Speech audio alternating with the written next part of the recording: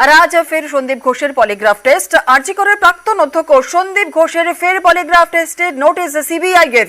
সিজিওতেই আজ সকাল 10টায় তলব করা হয়েছে সন্দীপ ঘোষকে। শনিবারই সন্দীপ ঘোষের পলিগ্রাফ টেস্ট করা হয় আর আজ ফের সন্দীপ ঘোষের পলিগ্রাফ টেস্ট। আরজি করের প্রাক্তন অধ্যক্ষ সন্দীপ ঘোষকে ফের পলিগ্রাফ টেস্টের নোটিশ সিবিআই এর। আজ সকাল 10টায় তলব করা হয়েছে সন্দীপ ঘোষকে পলিগ্রাফ টেস্টের জন্য।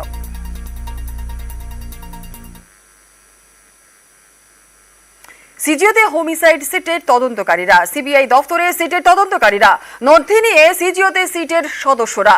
তবে কি কলকাতা পুলিশের সাহায্য নিচ্ছে সিবিআই? প্রশ্ন উঠছে, ধর্ষণ খুনের তদন্তে পুলিশের সাহায্য চায় সিবিআই।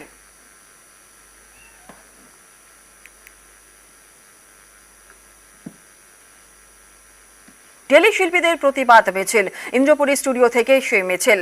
সব মেগা সিরিয়ালের শুটিং বন্ধ রেখে এই পথে প্রতিবাদে দেশপ্রিয় পার্কে পথ অবরোধ টেলিশিল্পীদের।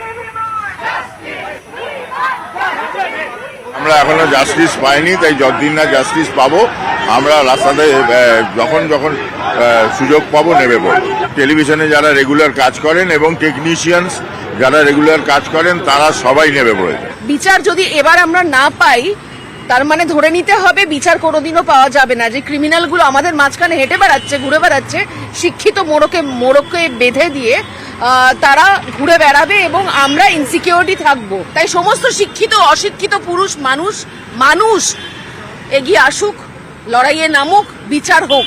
আজকে যা যা ব্যানারে আছে তার বাইরে আমাদের কোনো বক্তব্য নেই। একটা হচ্ছে ছি, যেটা সবার দিকে ছুড়ে দেওয়া, আর একটা হচ্ছে মাছ ঝাঁকতে কুজ্জ শাক, তিলোত্তমা বিচার পাক। এই মিছিল থেকে অনেকগুলো দাবি আছে, যেমন প্রথমত তো জাস্টিসটা যেন প্রপারলি হয় এবং মেয়েদের এই যে রাত্রির বেলা বেরোতে পারবে না, বাড়িতে বসে থাকতে হবে, কিসের জন্য, কার ভয়, কেন আমাদের সেই প্রোটেকশন কেন দেবে না?